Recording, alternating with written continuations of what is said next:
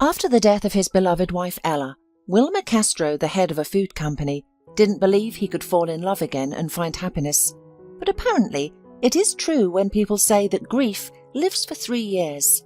And besides, Anna, Wilmer's mother, often encouraged her son, saying, "Dear, your son needs a mother, and you should keep living. I hope that one day you will find a good woman who will become a good wife for you and a good mother for our little Tio. You just need to look around." And then one day, the young widower met Ingrid. And after a week, he realized that she was the woman he wanted to spend the rest of his life with.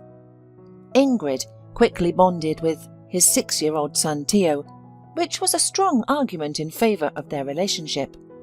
A couple of months later, Wilmer proposed to his beloved, and they had a beautiful wedding. Anna was delighted. "Now I'm not afraid to die," said the elderly mother. "You and Tio are in good hands."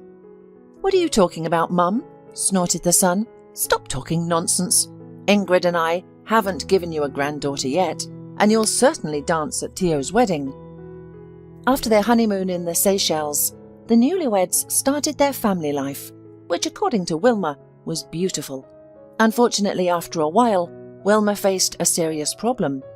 Tio started getting sick too often, and his father couldn't understand what was wrong. Ingrid loved the boy very much and created a careful environment for him, but it didn't help. One illness was followed by another, a runny nose, a sore throat, or even bronchitis. "Why don't we send him to a health camp?" Ingrid suggested. "But Tio has never been away from home for so long," Wilmer thoughtfully replied. "Well, you know, there's a first time for everything," his wife said. "Yes, but not at 6 years old," the man objected. "It seems a little early for him to be far away from his family alone."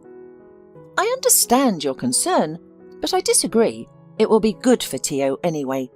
He'll become more independent, and most importantly, he'll get some fresh air and a change of environment and climate. Have you ever considered that life in the city may not be suited for him?"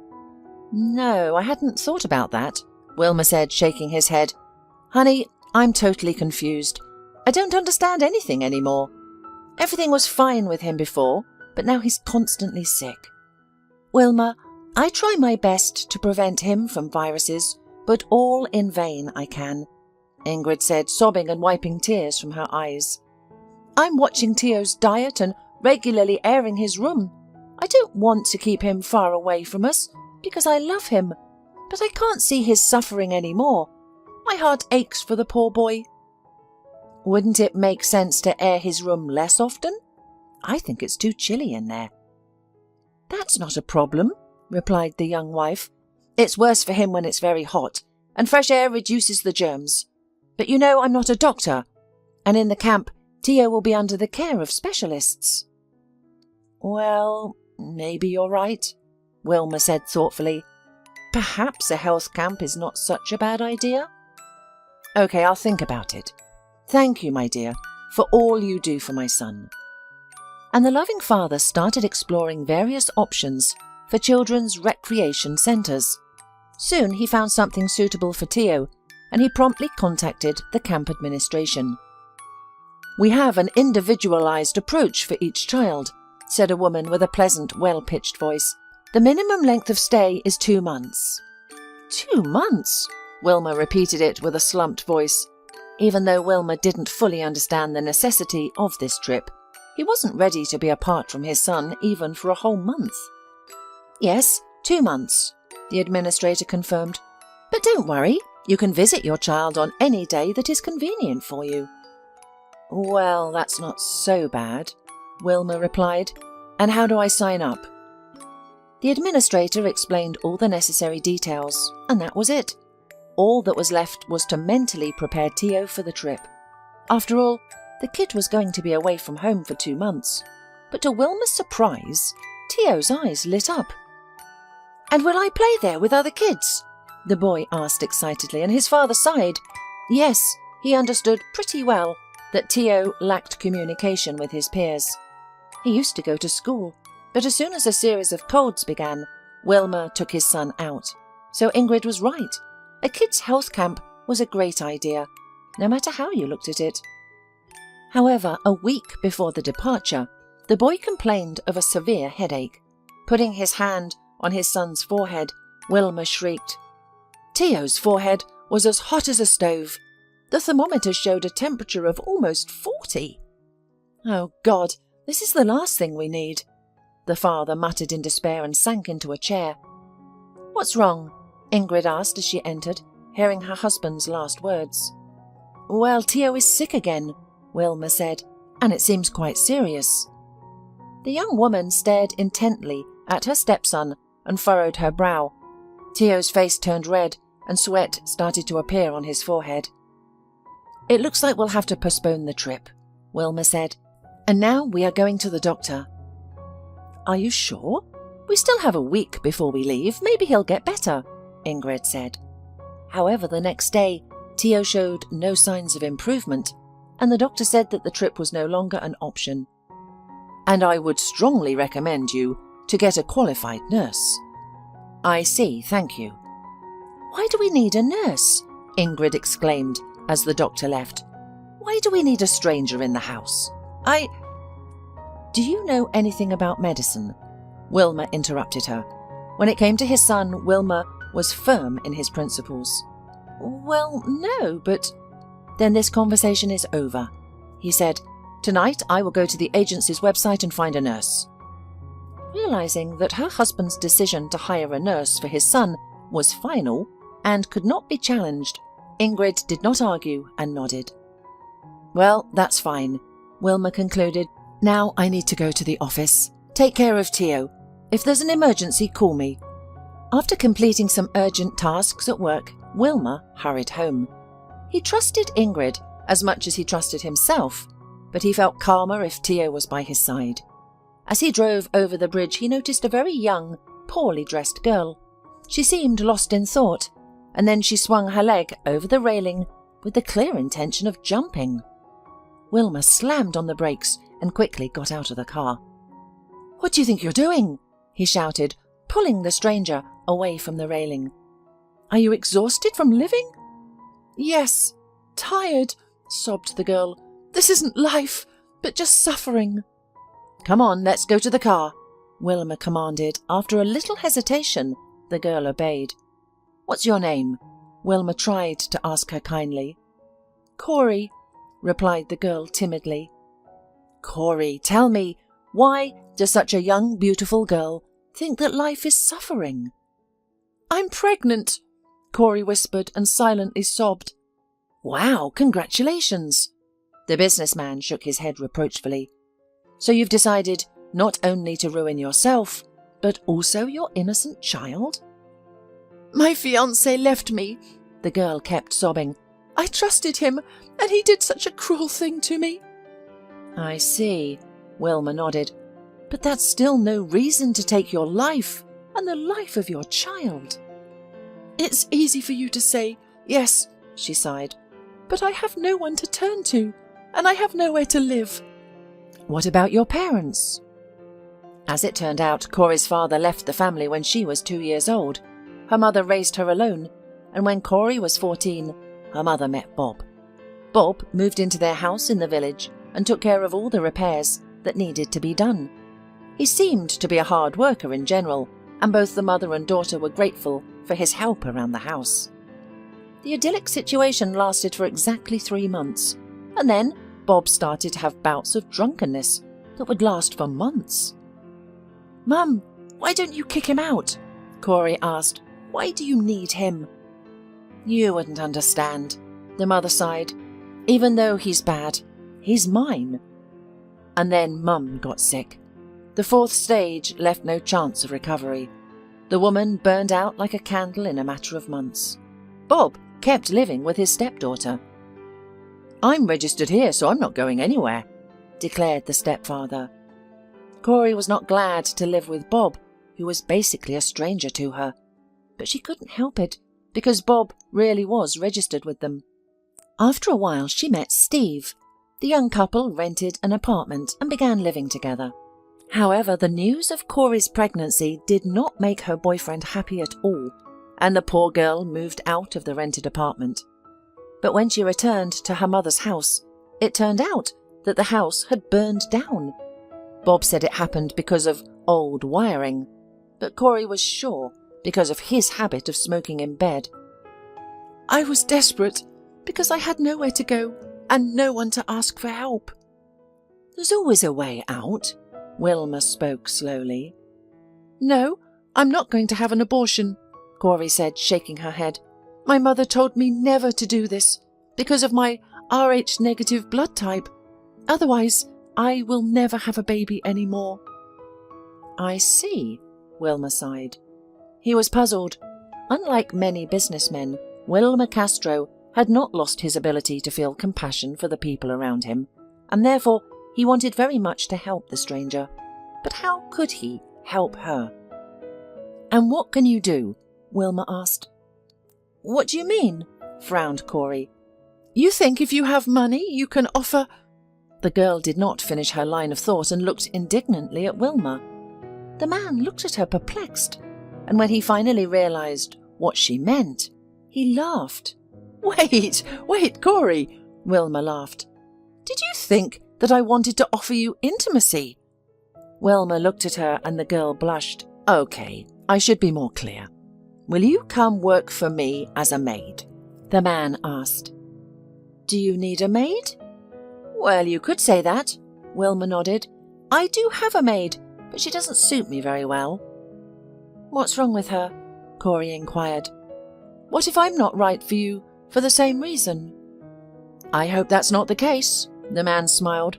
"My former maid is, shall we say, overstepping her boundaries, but I'd still like to know what skills you have."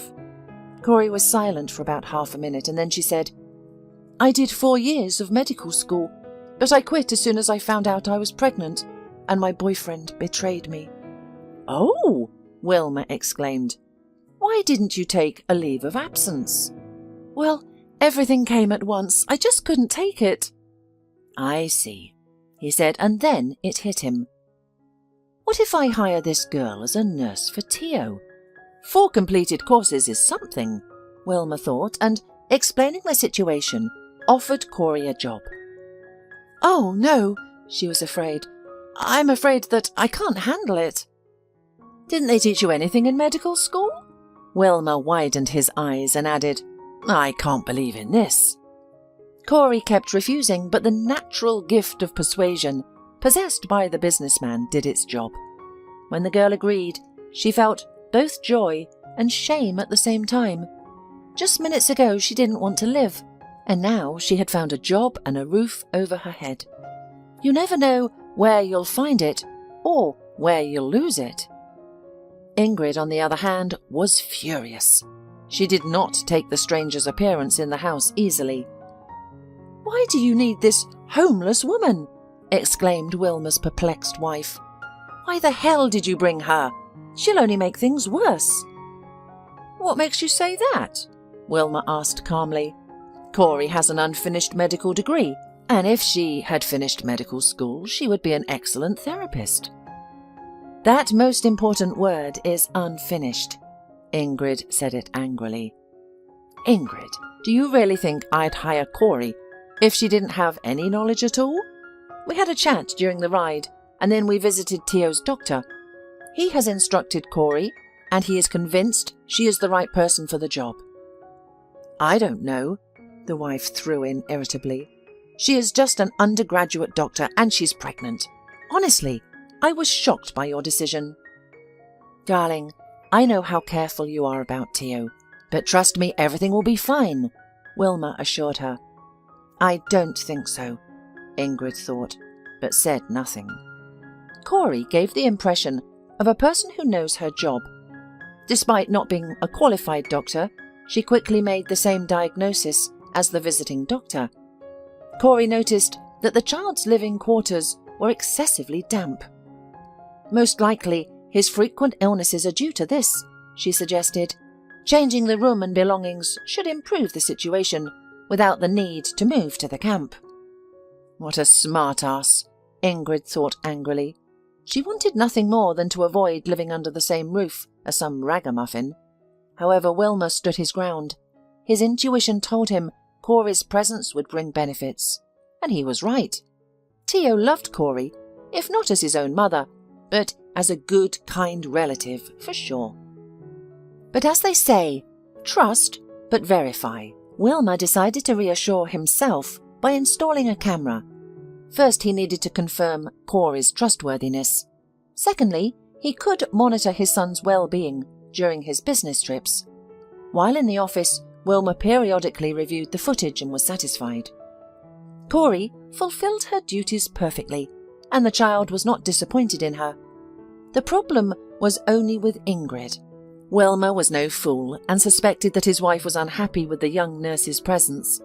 Ingrid tried to convince him of the nurse's lack of professionalism, and the man felt that something else was behind her attitude. Maybe Ingrid is just jealous, Wilmer thought. When he first saw Corey, he didn't pay much attention to her appearance. However, when she had tidied herself up and wore new clothes bought with his advance payment, Wilmer noticed that she was quite attractive. Corey had a long, light blonde hair, slightly slanted, bright blue eyes, soft, pink, puffy lips, and a natural blush. Ingrid was beautiful as well, of course, but her beauty was the result of the work of a stylist, makeup artist, and hairdresser. People like Ingrid are usually considered stunning, but not beautiful. Perhaps that was the issue. I should bring Ingrid a more expensive gift from my business trip, Wilmer thought. She loves that, and then we can travel somewhere to relax. I have to go on a business trip tomorrow, Wilmer announced during dinner. It will be for a couple of weeks. Can you manage without me? Sure, honey, Ingrid nodded. You can be sure that there won't be any unpleasant surprises from my side. With that, she cast an unkind glance at Corey. Wilmer sighed quietly. Here we go again. As he continued to observe his son and the nurse, the man became more convinced that this girl was a godsend. Corey spent almost the entire day with Tio, showing genuine interest in his well-being. She regularly measured his body temperature and administered the prescribed medication. In short, she performed her duties to the best of her ability. And as for qualifications, she will definitely get her degree in her time. But now Wilmer could only hope that Ingrid would change her attitude towards Corey with time. What unpleasant surprises are you talking about? Wilmer smiled. The main thing is that you get along. Dad, Corey and I have already got along well, smiled Tio. Well, that's great, his father concluded. Ingrid continued to eat dinner with a sour expression. It wasn't that she was jealous of the nurse taking care of her stepson, but she feared that this obscure newcomer with supposed medical education might threaten her position. Ingrid saw only one way to get rid of the despised nurse: to frame her. But how? That was the question. Never mind, the young woman thought optimistically. There will be a way, eventually. By the way, Ingrid said to Corey as soon as her husband had left for his business trip, from now on, you will eat in the kitchen. Okay, the nurse shrugged, but the boy resisted. No, Corey will eat with us. Tio, while your daddy is away, it will be as I say, retorted the stepmother. No, the boy frowned. You little brat. Ingrid wanted to scold her stepson, but hesitated upon remembering the camera. It was one thing to put the staff in their place, and quite another to yell at the child. Wilmer never forgave anyone for that. Tio, she said in a sugary voice, it's necessary. Corey will eat in the kitchen. After all, the gardener and the guard eat in the kitchen, and there's nothing wrong. No, the child said, standing his ground, and you are bad. Tio, there is no need to argue, said the nurse, sitting down on the jacket. I'll eat in the kitchen, and then as usual I'll come to you. It's really no big deal. All right, the boy nodded after a little thought. After breakfast, Corey took Tio out for a walk. Meanwhile, Ingrid tried to solve the issue with that suddenly appearing nurse. Think, Ingrid, think, she said mentally to herself. There must be some way of evicting this beggar from here. She went up to her stepson's room, intending once more to air his room, and just then her gaze fell on the camera. Of course, how could I not have thought of that? Cunning Ingrid's plan was a piece of cake. She purposely placed her purse in the boy's room so that it could be visible on the camera.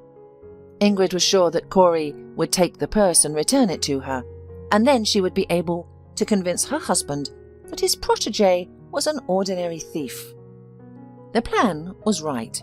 Corey noticed the purse and, assuming it belonged to Ingrid, decided to return it. "Is this yours, Ingrid?" she said, holding out her find. "To you, I'm Mrs. Castro," the woman said arrogantly. "Mrs. Castro, is this your purse?" With faint irony, the nurse repeated her question. "Mine," Ingrid nodded, and opening it, she exclaimed, "It's empty! Where is my money?" "Well, I don't know that." Corey said it resolutely, guessing what the arrogant woman was hinting at. "I found this purse in Tio's room and brought it to you at once. Whether it was empty or had something in it, I didn't look. But I did, and there were $1,000 and credit cards in there. Oh, you've cleaned it out." "Well, yeah, I'm such a fool to take the money and return your empty purse," Corey remarked with a chuckle. After all, she was human, and would not allow anyone to humiliate her or even accuse her of something she didn't do. "How should I know what's in your head?" grumbled Ingrid, adding, "I think you went somewhere away from the camera, took everything out, and then you pretended you weren't involved. Get out of here. Thieves don't belong in a decent home, and with the money you've stolen, you can count it as your severance pay." "But I didn't take any money," retorted Corey, and her voice trembled. "I don't want to listen to your lie," Ingrid said, with her brow raised. "But if you don't get out of here within 15 minutes, you'll have to explain everything in the police station. Believe me, it'll be more difficult for you." "Who do you think they'll believe? Me, the wife of a decent businessman, or some beggar half-doctor?" Corey realized that it was useless to argue and went to her room to pack her things. Ingrid followed her and watched Corey packing triumphantly. Everything had gone according to her brilliantly simple plan. The nurse, swallowing her tears, left the room and left the house. She was glad that Tio hadn't seen her leaving, but the rest of her life was bad. The little money she had in her wallet was enough only for a couple of nights in the cheapest hostel, and Corey was again faced with the problem of what to do. When Wilma heard from Ingrid about Corey's crime, he was discouraged, to say the least. He didn't want to believe it, and he couldn't. He had helped the poor woman as a human being, and she had repaid him. That was beyond his understanding of and faith in people. After watching the tape, he was convinced that his son's nurse had taken Ingrid's wallet from the table. But did Corey take money from it? That was the question. On the other hand, Wilma had no reason not to trust his wife. Yes, Ingrid disliked the nurse from first sight, but baseless accusations would be too much even for the disgruntled Ingrid. Besides, Ingrid loved Tio, wished him well, and couldn't help but notice that Corey's presence at their house was good for him. Yes, the camera couldn't confirm the exact fact of the theft, but the fact that Corey had the purse in her hands was pure truth. You know, when a person is tight on money, they may go for a lot more than that, Ingrid said. How do you know what kind of trouble she's really in? Maybe she owed someone money. What do you know about her besides what she told you? Nothing. Wilma knew that his wife definitely had a point. No matter how much you feed the wolf, he's still looking in the woods. So it is sadly true to admit, most likely Corey did steal the money. After the conversation with her husband, Ingrid drank white wine with exotic fruits and gloated. She'd gotten what she wanted. You've lived in a decent house and slept on clean sheets. It's time to return to your usual good-for-nothing life, Ingrid thought viciously. "Where's Corey?" Theo asked when his stepmother entered his room in the evening. "Corey doesn't work for us anymore." Ingrid shrugged and opened the window. "Why?" the child asked plaintively.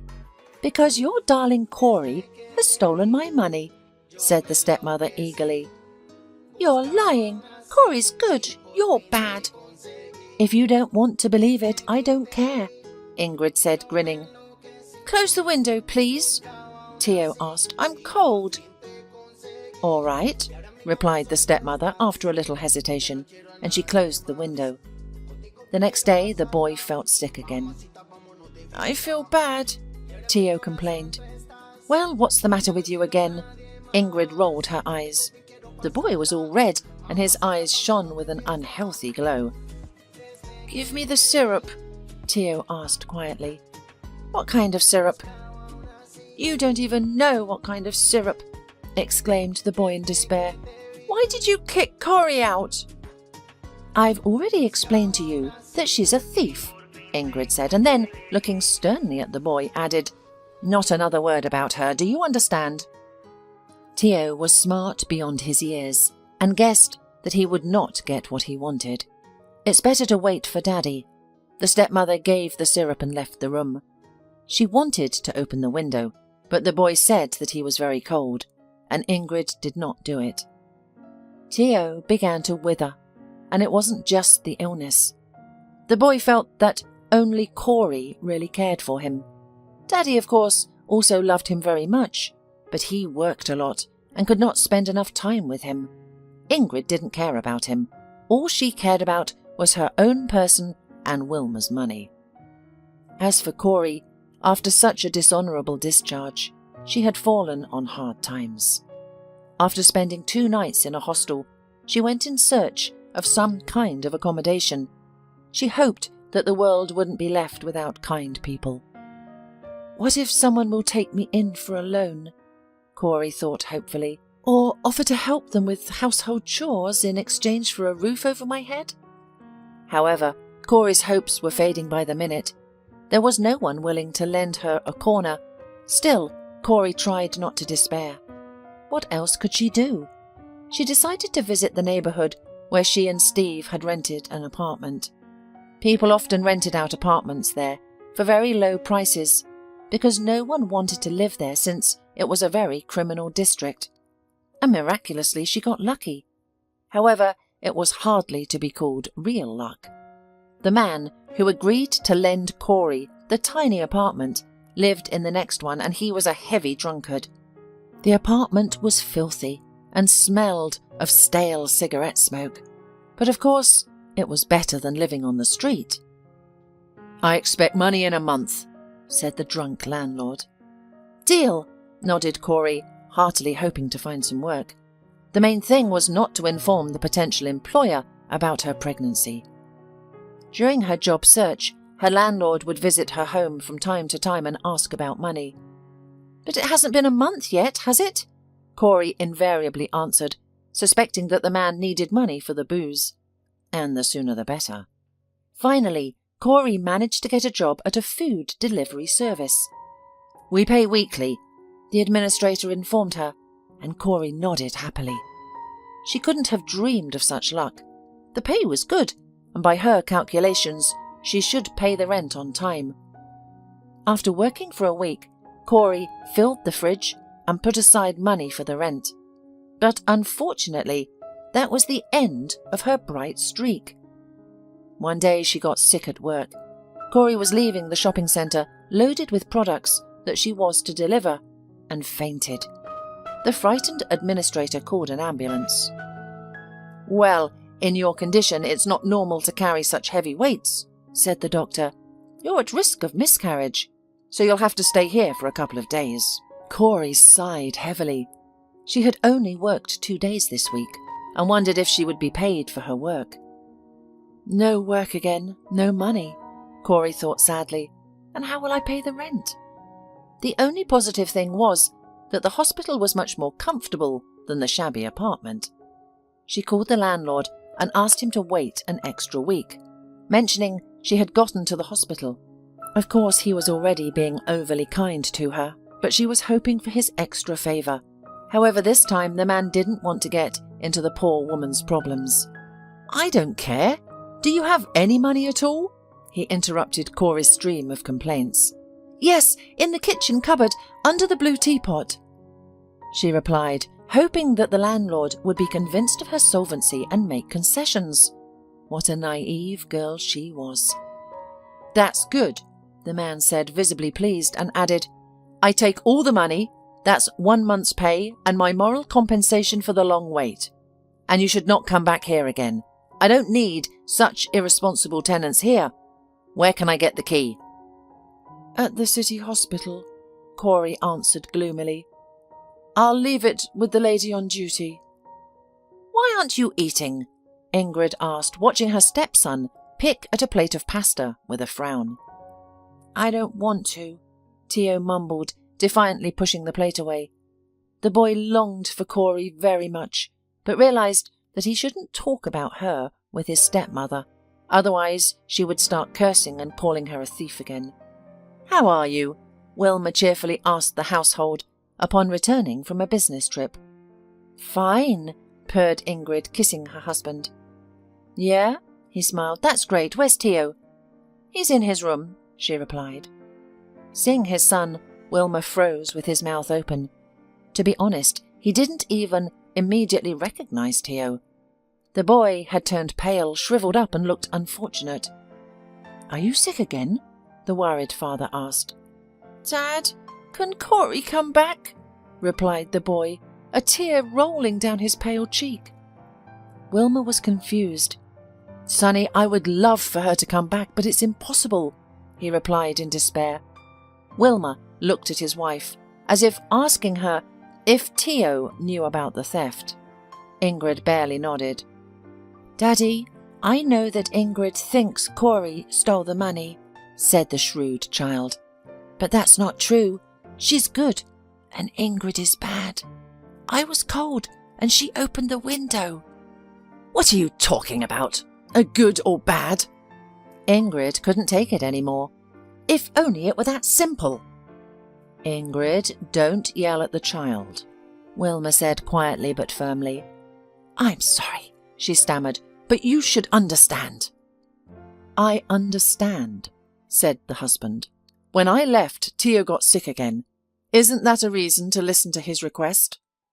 Ingrid couldn't believe her ears. "Are you going to hire her again?" the wife marvelled. "If it would really help, yes.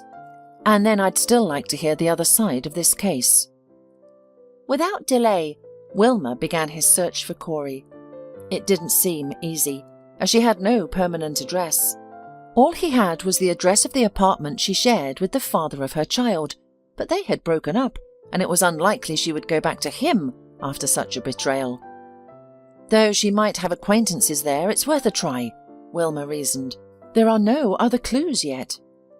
The neighbourhood looked shabby, and the successful businessman looked like a man from another world on its streets. Wilma showed Corey's picture to the locals, but people just shrugged their shoulders. He was about to leave the place empty-handed when luck smiled on him. "Yes, I saw this girl yesterday," nodded a woman of about 40 in a flowered dress and a washed-out sweater. "She rented an apartment in that house over there, on the first floor." "Thank you very much." He thanked the woman, and he went to the building she had indicated. Wilma came to the entrance, and, seeing 3 drunken men, he asked, "Guys, have any of you rented an apartment out to a woman named Corey?" "Well, let's say it's me," one of them replied and smiled, showing the remaining 4 teeth.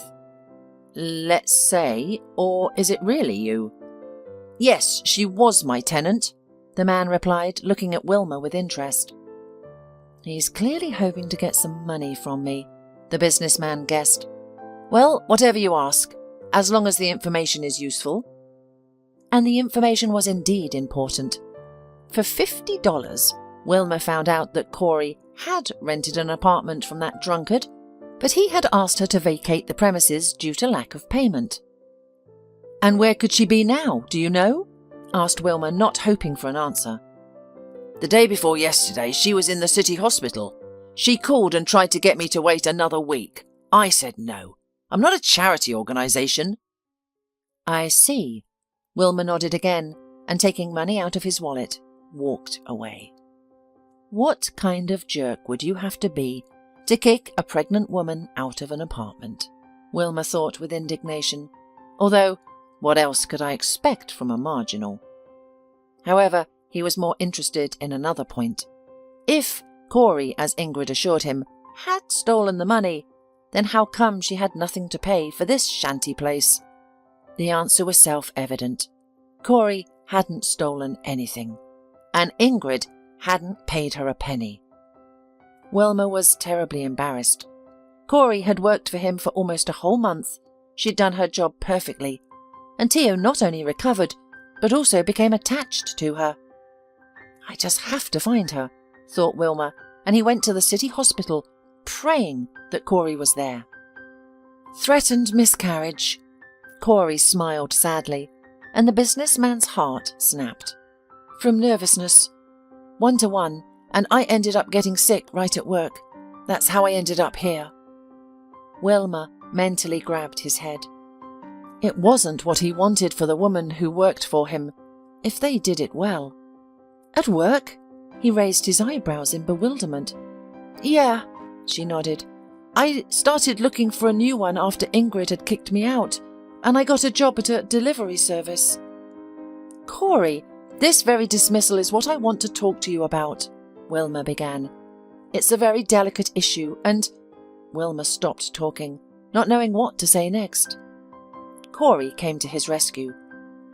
"Mr. Castro, I didn't take your wife's purse." "Well, I did, but I didn't look inside. I just wanted to give it to her."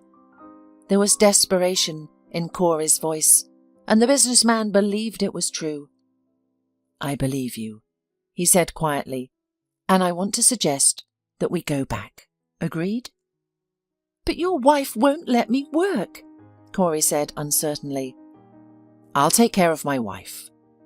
"Good. Then I agree," Corey nodded. "Well, now rest and take care of yourself." He smiled. "We're looking forward to seeing you."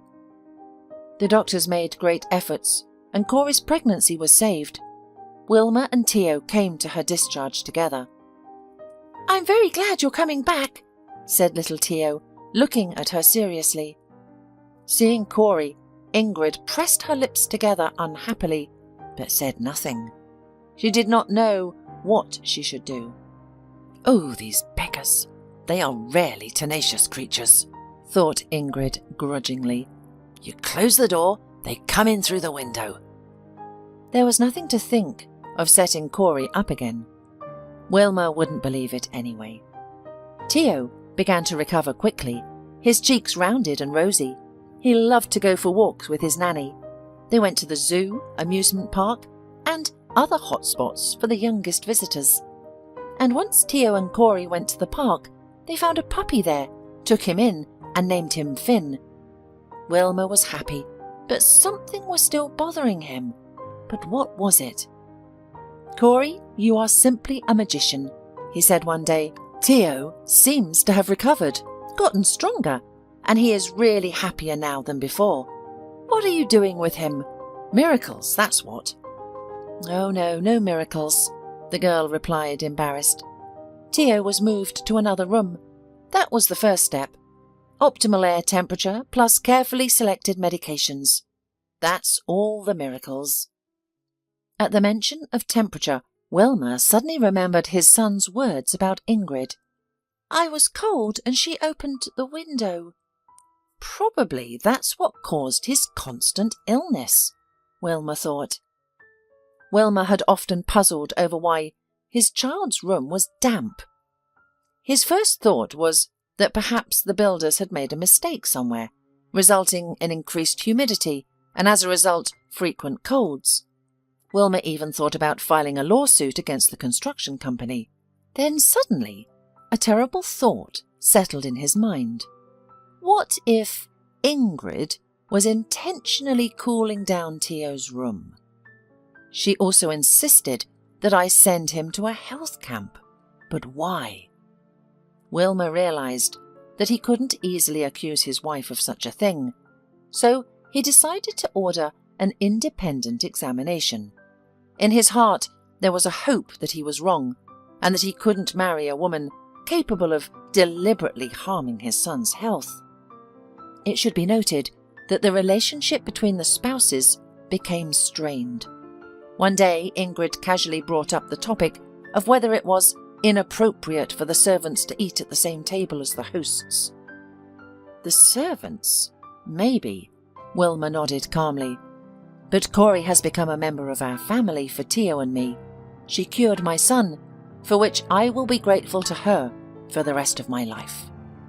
Ingrid frowned, and then tears rolled out from her eyes. Okay, I finally get it. Since you don't need me here anymore, it's time for us to end this charade. Wilmer, I'm filing for divorce. I can't be married to a man who doesn't love me at all.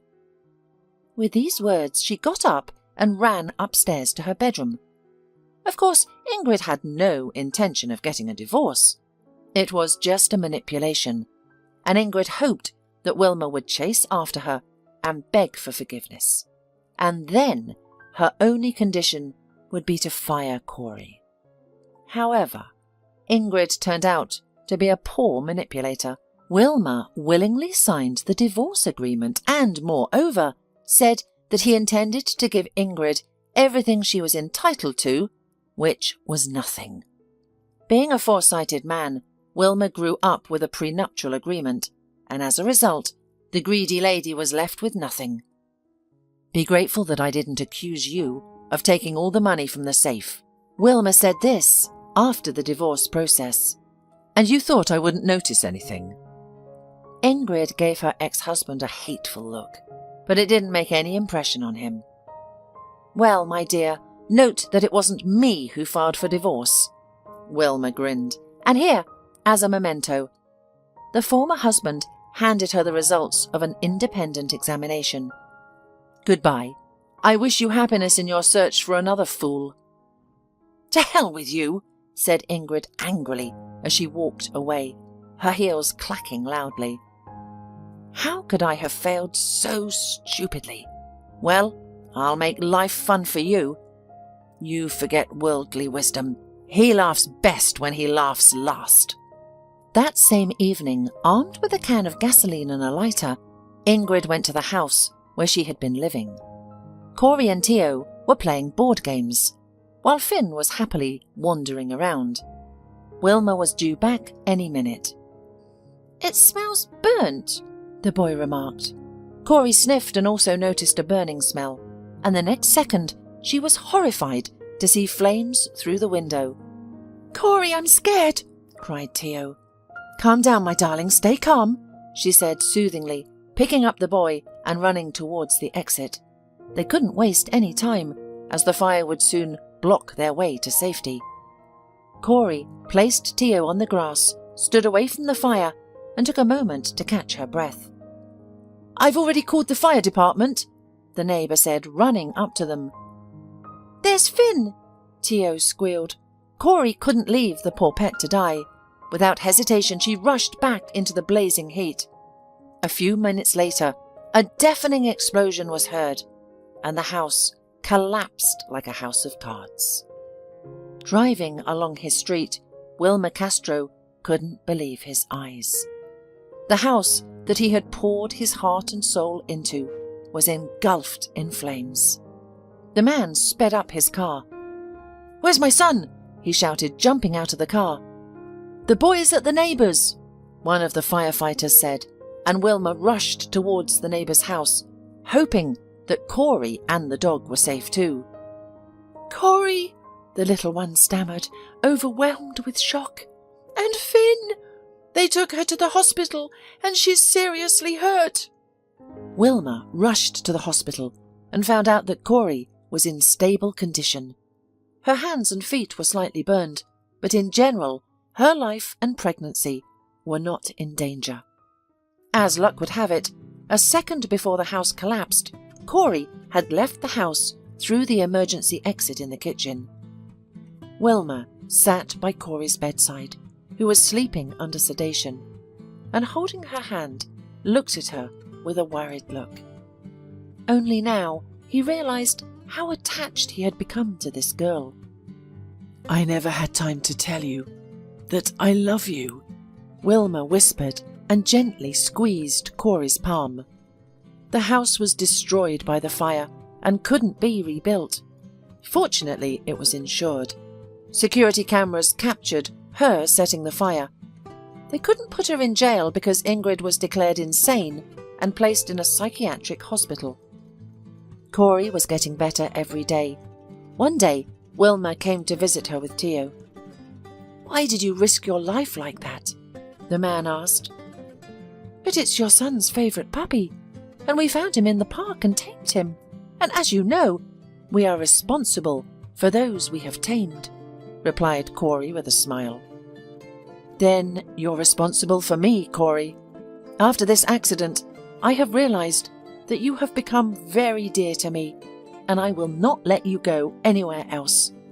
If you let me, of course," whispered the man in love, taking her hands in his. Corey underwent a rehabilitation course.